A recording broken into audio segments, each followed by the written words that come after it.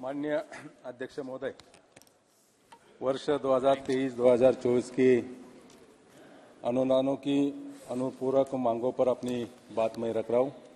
सरकार ने चालू वित्त वर्ष में 58,378 करोड़ रुपए के अतिरिक्त खर्च के लिए लोकसभा यह अनुपूरक मांगे पेश की है और 1,29,000 करोड़ रुपए से अधिक के सकल अतिरिक्त व्यय इस अनुपूरक मांगों में शामिल किए। इस अतिरिक्त खर्च में उर्वरक सब्सिडी का करीब 13,351 करोड़ रुपए का शामिल है।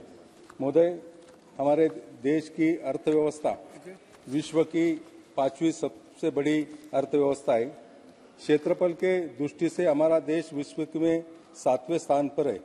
जनसंख्या में भारत का स्थान दूसरा था, किंतु 2023 में मध्य से प्रथम स्थान पर है और केवल 2.4% क्षेत्रफल के साथ भारत विश्व की जनसंख्या के 17.76% भाग को शरण प्रदान करता है।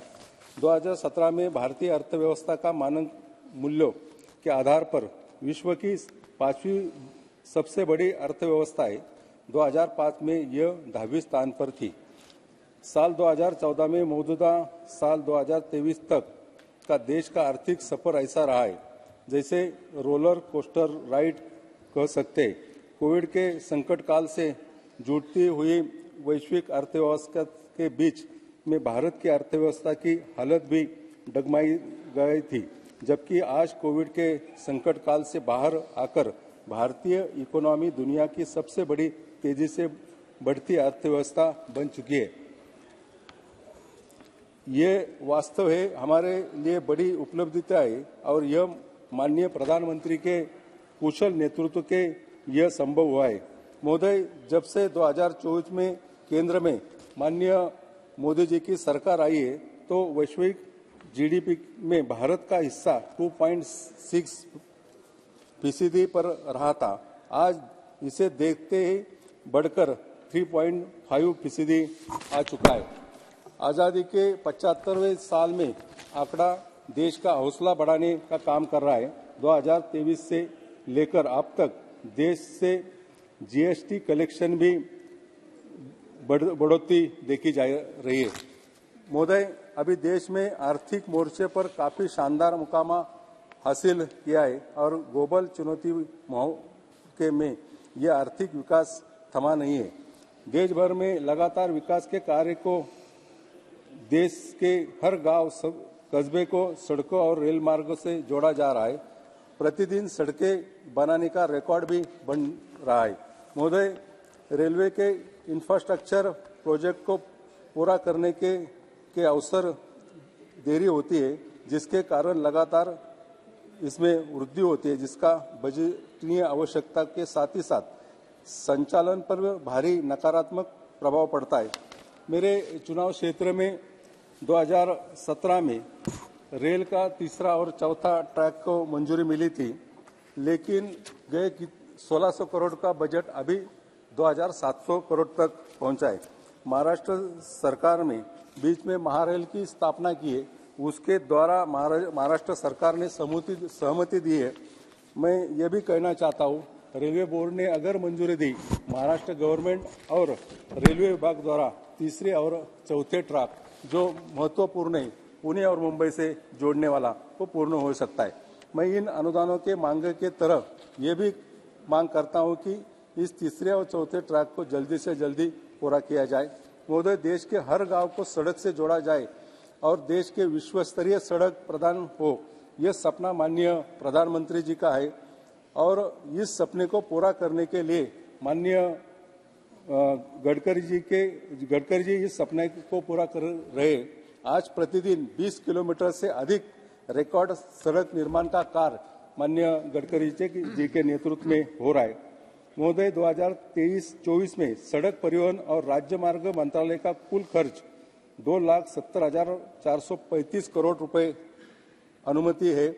यह 2022-23 के संशोधन अनुमानों के से 25% अधिक है। सबसे अधिक व्यय एनएचआई के लिए किया गया है। 2023-24 में एनएचआई को 1,62,207 करोड़ रुपए की आवंटित किया गया है।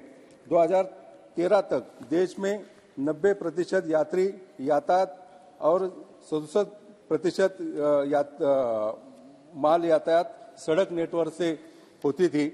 भारतीय सड़क के नेटवर्क के राष्ट्रीय मार्ग जिला सड़क मार्ग का निर्माण परियोजना में शामिल करने से मार्च 2019 तक सभी सड़कों में 71% ग्रामीण सड़कें थी, जबकि राष्ट्रीय मार्ग में 2% थे।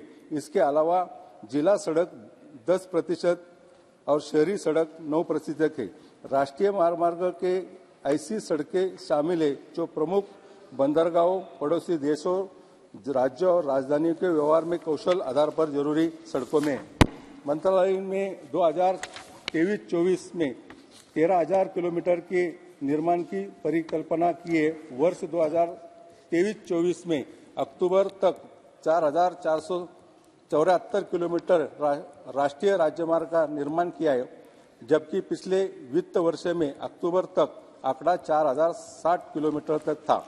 परिवहन के समूह विकास के लिए पीएम गति राष्ट्रीय मास्टर प्लान को अक्टूबर 2021 में लॉन्च किया था। इसके आर्थिक विकास, बेहतर व्यापार प्रतिस्पर्धा, निर्यात को बढ़ावा देने का रोजगार में मदद मिल रही है। माननीय अध्यक्ष महोदय, इसके साथ मंत्रालय शहरी क्षेत्रों में प्रधानमंत्री आवास योजना, शहरी अटल नवीनीकरण और शहरी परिवर्तन मिशन अमृत, देश में 100 स्मार्ट सिटी मिशन, स्वच्छ भारत मिशन, शहरी और PM street works, Atmanirbhar Nidhi जैसी योजनाएं चलाकर देश को विकास के देश की गति बढ़ाए। महोदय, महाराष्ट्र में बारिश के वजह से किसानों को भारी नुकसान सहना पड़ता है। महाराष्ट्र सरकार किसान को मदद करे, लेकिन मैं ये भी मांग करता हूं कि केंद्र सरकार द्वारा महाराष्ट्र सरकार को किसानों को मदद करने के लिए आर्थिक सहायता प्रदान की जाए। महोदय, माननीय प्रधानमंत्री जी की महत्वाकांक्षा योजना जल जीवन मिशन के तहत हर घर जल योजना को भी आर्थिक सहायता करने की मांग करता हूं। माननीय अध्यक्ष महोदय, मैं ये भी कहना चाहता हूं कि नदी सुधार एवं महत्वपूर्ण योजनाएं रिवर फ्रंट डेवलपमेंट के तहत नदियों के पानी को साफ रखना और स्वच्छ बनाने के लिए योजना अगर चलती तो नदियां दूषित नहीं होती, पानी गहरी, और इस पानी को पीने से देश के लोगों को कैंसर भी हो जाता है। मैं ये भी मांग करता हूं कि रिवर फ्रंट डेवलपमेंट को और अधिक गति से और प्रोत्साहित करके राज्य सरकार से मिलकर इसमें और सुधार करने की मैं मांग करता हूं। महोदय, केंद्र सरकार द्वारा महाराष्ट्र सरकार को विविध योजना के पैकेज का पैसा समय पे नहीं मिलता, जबकि जीएसटी का कई सारा हिस्सा राज्यों को मिलना आवश्यक है, उस समय पर मिलना चाहिए। माननीय महोदय, मैं आपके माध्यम से सरकार से महाराष्ट्र को अतिरिक्त या स्पेशल आर्थिक पैकेज देने की भी मांग करता हूं, जिससे कोई भी परियोजना किसी कारण आर्थिक रूप से आगे बढ़ जाए। माननीय अध्यक्ष महोदय, ये सप्लीमेंट्री बजट निश्चित रूप से देश को गति देगा, रुके हुए काम आगे बढ़ेंगे। इसी के साथ मैं वर्ष 2023-24 के इस आंदोलन के अनुपूरक मांगों का समर्थन करता हूं। धन्यवाद। बहुत बहुत धन्यवाद। श्री लावू Shri Krishna ji. Thank you, sir. Thank you for